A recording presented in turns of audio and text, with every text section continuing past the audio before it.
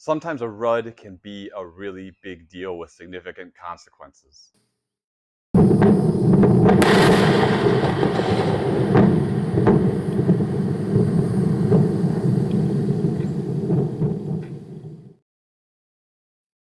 And sometimes it's really not that big a deal, it's just annoying.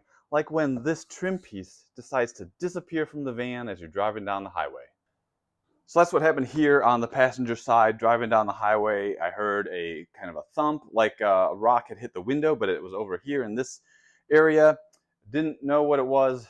Got to my destination, took a look, and this is what the van looked like. This trim piece had flipped up and disappeared, which it turns out is not uncommon.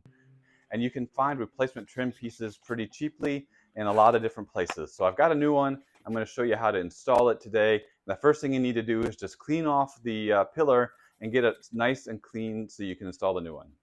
And I've got some alcohol that I'm using to clean it off, and then also have some Goo Gone if I need it for any adhesive that may still be on the van. So I've only got one small spot of adhesive that is still on the van, and just using a little plastic scraper to get that off, and then some Goo Gone to make sure it's nice and clean. So the vast majority of cases, and probably yours as well, is that the trim piece comes flying off because this little post breaks off because it is held in place with a screw into the door. And so the rest of the trim breaks free, flies away, and you still have this remnants of a post that you need to remove. And that is a T20 Torx bit that you need, and just unthread the screw from that piece of plastic, and then you might use a pair of needle nose pliers or something to hold the plastic in place to prevent it from spinning while you unscrew it. This new trim piece, first of all, it has adhesive tape on one side and across the top. And before you try installing it, don't remove the covering of the tape all the way, because you're going to have to insert this and slide it down, and that tape is just going to be grabbing on and making it life a lot harder. So I will get that started so that it's kind of hanging up to where then I can fully remove it.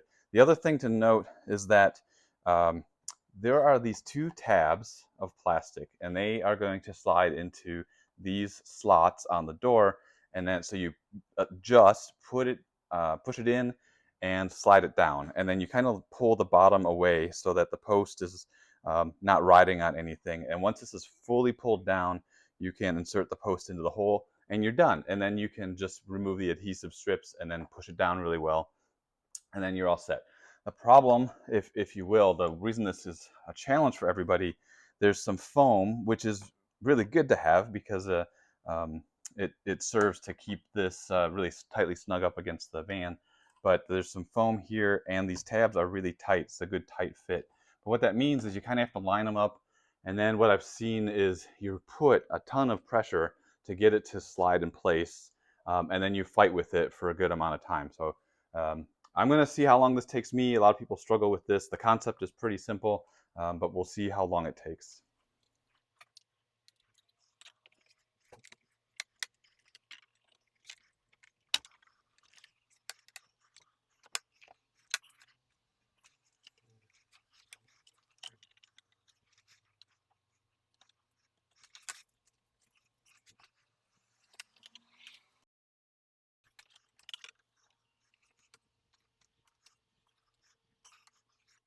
So it took a lot of finagling. I'll put on the screen how long I was playing with it just to get it started. And you can see that it's now below the lip of the seal here, and it's got a ways to go yet, but it starts up right here even. And it is a lot of work to depress both the top and the middle at the same time, get them to both to come in. And also the plastic tabs on the back, you gotta keep an eye on those because they can tend to fold over, and you need to use a screwdriver to kind of free them up again. But there's no real easy method that I discovered, except maybe if you want to just take that foam off. I don't know if it's actually required, but if you take the foam off, maybe it's easier. You don't have to push down so hard. But it was a pretty good struggle. But now that I've got it started, we can go and take a look at the post on the trim piece and related to the hole and see how much further down we've got to push it.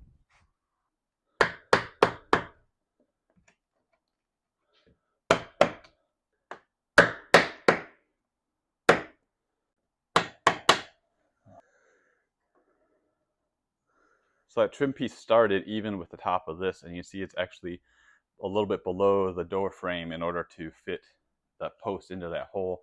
I used this block of wood and a small hammer, like a tack hammer, to gently tap it down to get it to go down as far as I need to. I couldn't just do it by hand. So now I'll take that T20 Torx tip and screw back into through the door into the trim piece. You will be making the threads into the plastic, so you're going to have to push a little bit to get the thread started, but don't over torque it, because you're just screwing into plastic and you got a good chance of stripping things out, and then you could be back with the same rud that got you here. So now I use a little screwdriver to fish out the backing of those adhesive strips, and then pull those out and then push down really well. And once you pat that down, push it down good and tight. That's it. That's all there is to it. Conceptually, this is really simple to replace. It sucks that they break off so easily, but implementation-wise, the amount of time it takes to push these into place so that you can slip them down is a bit ridiculous. I don't know why it had to be that complex, but hopefully this helps you out if you need this. It's a lot of the Dodge Grand Caravans, a lot of the Chrysler Town Countries. If you have any questions, leave them in the comments or anything else. Please like the video, give it a thumbs up. I really appreciate it. It helps the channel grow, helps that algorithm, all that sort of stuff. But thanks for watching. Till the next video, y'all take care and have a good one.